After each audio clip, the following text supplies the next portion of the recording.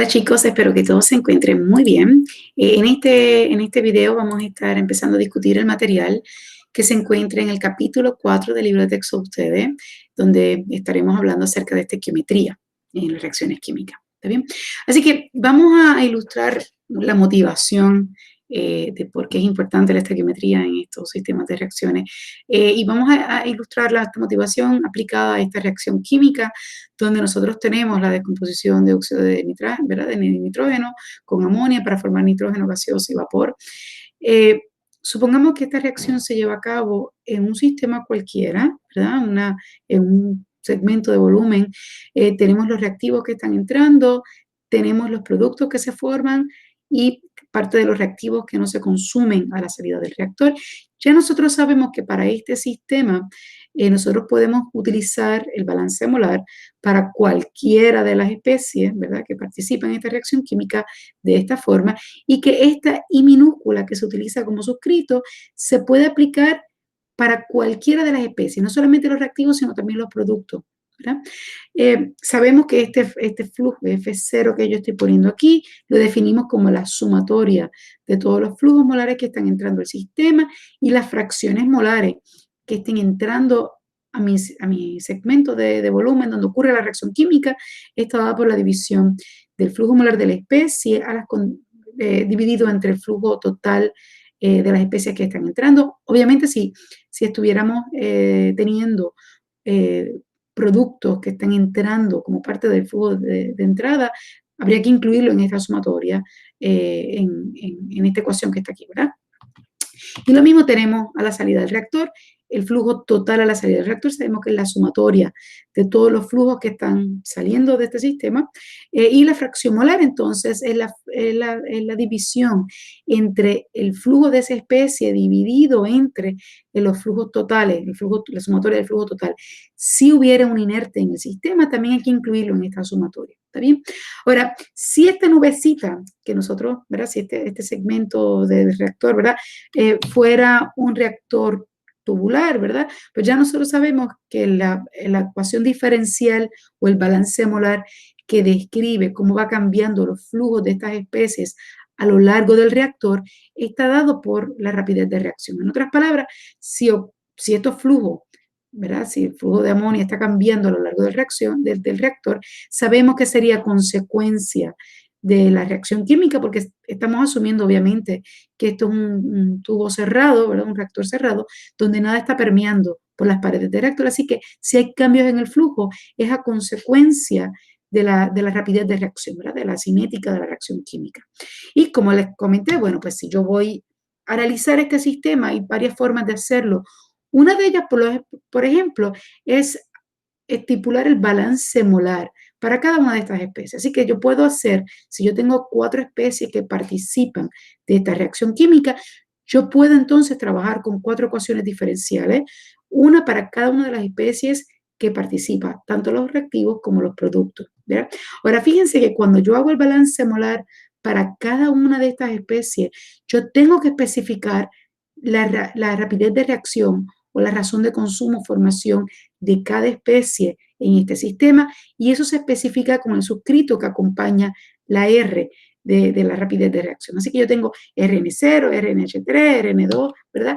Y notamos que estas R son distintas para cada una de estas ecuaciones. Así que el valor numérico que yo voy a utilizar para cada una de estas especies es distinto. Y la razón por la cual estas R son distintas es porque los coeficientes estequiométricos de cada una de estas especies es distinto en este reactor. Por lo tanto, nosotros no podemos utilizar la misma ecuación que describe la cinética de reacción, por ejemplo, la razón de consumo de NO2, no la podemos utilizar para describir ningún otro de los balances molares en este sistema. ¿Okay? Ahora, como nosotros mencionamos en el capítulo 3, nosotros podemos igualar las razones de consumo de formación de cada especie, dividiéndola entre el coeficiente estequiométrico. Cuando nosotros dividimos la rapidez de reacción entre el coeficiente estequiométrico, básicamente tendríamos esta R genérica, que no está asociada a ninguna especie, ¿verdad? Y que entonces la podríamos igualar para todas las especies que participan en esta reacción química, ¿ok? Así que fíjense que si yo entonces defino esta R, que no está vinculada, tal y como lo hicimos para el avance de la reacción, que sabemos que es independiente de las especies con las que nosotros estamos monitoreando el consumo o la formación de la especie. Si yo defino esta R genérica en mi sistema, fíjese que entonces yo puedo despejar para RI, podemos aplicarlo, por ejemplo, para NO2. Si yo aplico esta ecuación que yo tengo aquí en el slide, la aplico para NO2, entonces fíjense que cuando yo despejo para la razón de consumo, ¿verdad? La razón de NO2, yo entonces tengo mi R multiplicada por el coeficiente estequiométrico. En este caso, este coeficiente estequiométrico es negativo 6. La costumbre en cinética es que cuando yo estoy trabajando con un reactivo, nosotros nos referimos a la cinética de la reacción de los reactivos como razón de consumo. El negativo lo utiliza, ¿verdad? Se pone comúnmente, se acompaña la variable, ¿verdad? De la rapidez de reacción. Y entonces tenemos que la razón de consumo de NO2 está dada por 6 multiplicado por R, ¿verdad? Ese 6, ¿verdad? Si yo defino mi rapidez de reacción de esta forma, en términos genéricos, sin estar vinculado a ninguna especie, este 6 que estaría aquí, que proviene de mi coeficiente estequiométrico, entonces lo va a absorber la constante de reacción. Y es por esto que cada constante de reacción también va a tener un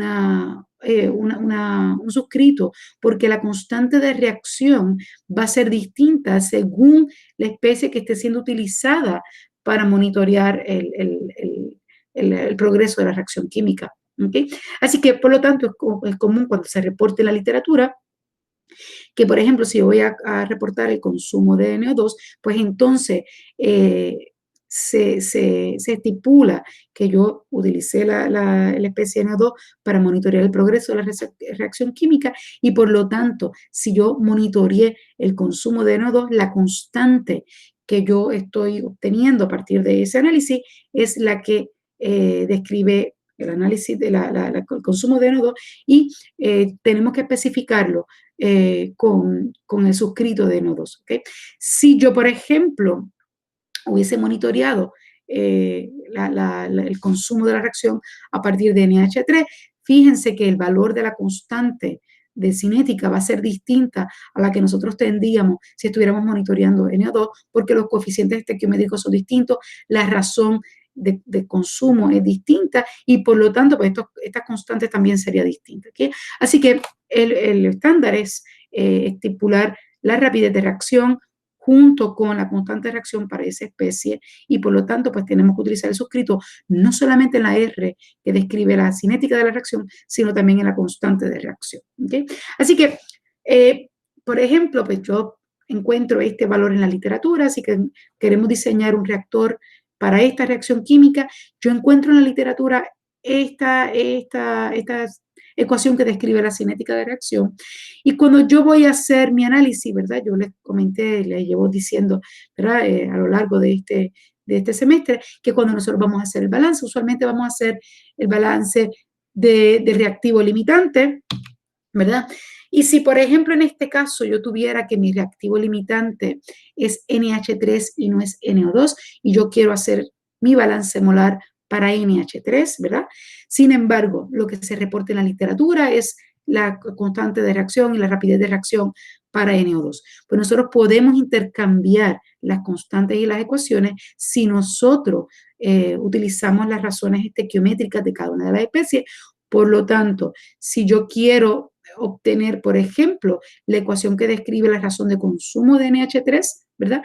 Entonces, y lo que yo tengo disponible es la razón de consumo de NO2, pues reconocemos que yo puedo dividir la razón de NO2 entre el coeficiente estequiométrico de 6 y eso lo igualamos a la razón de consumo de NH3 dividido entre el coeficiente estequiométrico de esa especie en la reacción química. Fíjense que esto que está aquí aplica para cualquier especie, lo podemos entonces también utilizar para obtener las razones de formación de NO2 o de hidrógeno, simplemente tenemos que utilizar la razón de la rapidez de reacción para esa especie dividido entre su coeficiente estequiométrico. Así que, por lo tanto, si lo que yo quiero es obtener la razón de consumo de NH3 en esta reacción química. Entonces yo despejo para este término que está en el numerador a mano derecha. Fíjense que cuando yo despejo para la rapidez de reacción en términos de NH3, entonces el 8 lo tengo que pasar al otro lado y me queda que yo puedo obtener, el resultado final sería que yo puedo obtener la razón de consumo de NH3 si yo multiplico la rapidez de reacción de NO2 por 8 sextos, ¿verdad? En este caso es la razón de los coeficientes estequiométricos de esta especie. Y de esa forma nosotros podemos obtener la rapidez de reacción para cada una de las especies en nuestro sistema, ¿ok? Noten que en quien va a absorber este valor numérico va a ser la constante de reacción. Así que cuando yo vaya a estipular el AR para NH3, entonces la constante de reacción que yo tenga de NO2 la voy a multiplicar por 8 sextos y de esa forma voy a definir una constante de reacción de NH3 donde voy a tener este factor que va a ser multiplicado por la constante. ¿Está bien? Así que de esa forma yo puedo intercambiar, ¿verdad? Yo puedo entonces, sí, usualmente en la literatura se postula la cinética de reacción para una sola especie en el sistema, es lo estándar en las revistas arbitradas.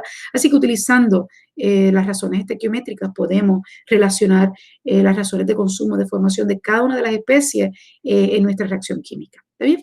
Así que una vez nosotros estamos conscientes de que yo no tengo que limitarme a la ecuación ¿verdad? Que se pone en la literatura para una sola especie, yo puedo utilizar esa misma ecuación para las demás especies utilizando las razones de los coeficientes estequiométricos. Yo puedo entonces trabajar estas ecuaciones, ¿verdad? Y de esa forma podemos obtener las razones no solamente de NO2, sino de NH3, de N2 y de agua, ¿verdad? Y de vapor de agua. ¿Okay? Así que bueno, pues a fin de cuentas sabemos que podemos hacer esto. Supongamos que entonces yo voy a trabajar con NO2, ¿verdad? Yo voy a trabajar con NO2 y yo voy a estipular mi balance molar para NO2, ¿verdad? Si yo quiero si yo quiero desarrollar el balance molar para NO2, sabemos que tenemos que acoplar el balance molar con la rapidez de reacción específica para esa especie, ¿verdad? Donde tenemos la R que describe el consumo de NO2 con la constante de reacción asociada a esa especie y, bueno, pues la función matemática que describe cómo es que progresa esta ecuación, esta cinética de la reacción. ¿Okay? Así que si yo voy a trabajar para el balance molar de NO2, pues sabemos que tenemos que acoplar estas dos reacciones, estas dos ecuaciones, y cuando las acoplamos tenemos una ecuación diferencial que básicamente nos está describiendo cómo va cambiando el flujo de NO2 a lo largo del reactor a consecuencia de la reacción química. ¿Está bien? Noten que cuando yo voy a utilizar el balance molar en un PFR, esta R no tiene un negativo. ¿Okay? El negativo lo impone mi ecuación de la cinética de la reacción al yo estipular que NO2 se está consumiendo en la reacción química. Por lo tanto, como NO2 se está consumiendo en la reacción química, aquí yo tengo un negativo, aquí no lo tengo. Cuando voy a sustituir esta ecuación, tenemos que incluir este negativo al comienzo de la reacción química. ¿Está bien? Así que lo que nosotros hemos hecho, ¿verdad? En estos últimos videos que hemos presentado en este curso, es que una vez yo tengo la ecuación diferencial, bueno, pues yo pudiera en teoría integrarla, ¿verdad? Separar variables e integrar según las condiciones que yo quiera obtener a la salida del reactor. Ahora, antes de integrar esta ecuación diferencial o tratar de resolver esta ecuación diferencial, tenemos que analizar cuáles son las variables en este sistema. Obviamente sabemos que el flujo molar y el volumen son variables, pero fíjense que las concentraciones de mis reactivos están también cambiando a lo largo del reactor. Si ocurre una reacción química y los flujos están cambiando, eso significa que las concentraciones de mis especies también van a estar cambiando a lo largo del reactor. ¿Okay? Ahora fíjense que nosotros habíamos relacionado las concentraciones y los flujos molares. En el capítulo 1 lo hicimos, ¿verdad? Y nosotros dijimos, bueno, pues yo puedo relacionar la concentración de NO2 con el flujo molar utilizando el flujo volumétrico y nosotros pudimos hacer estas relaciones y yo puedo entonces expresar esta ecuación diferencial que yo tengo a mano izquierda, la puedo expresar en términos de flujos molares, ¿okay? Para cada una de las especies. Así que fíjense que ahora yo lo que hice fue que sustituí estas ecuaciones en la ecuación que describe la cinética de la reacción, así que las relaciones de las concentraciones con los flujos molares, y lo sustituí en la ecuación diferencial. Y fíjense que ahora tengo F, ¿verdad? Tengo flujos molares como variable en todas, en esta ecuación diferencial. Sin embargo, notamos que yo tengo flujos molares de NO2 y flujos molares de NH3. Ahora, yo les había puesto un ejemplo, un ejercicio de práctica en el capítulo 1 para que ustedes hicieran.